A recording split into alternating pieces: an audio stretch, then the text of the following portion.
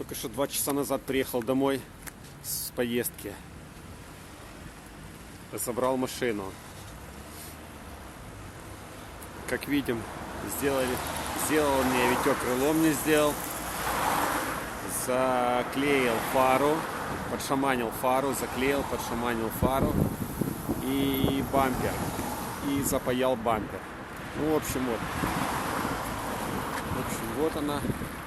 Вот это вот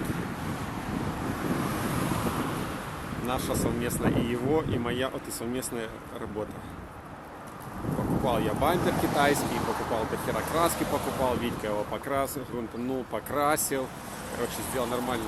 Ну, видно, отличается, конечно. Вот теперь вот я вижу, что вот и когда, если в машине менена какая-то деталь, то и вот, я теперь уже вижу, как она отличается. Да, видно, что это крыло новое, а капот видно, ну, и вся машина старая.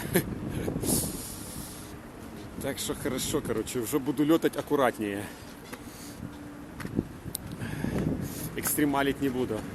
Экстримы только у меня теперь будут с парашютом. Ну, с естественным кайфом.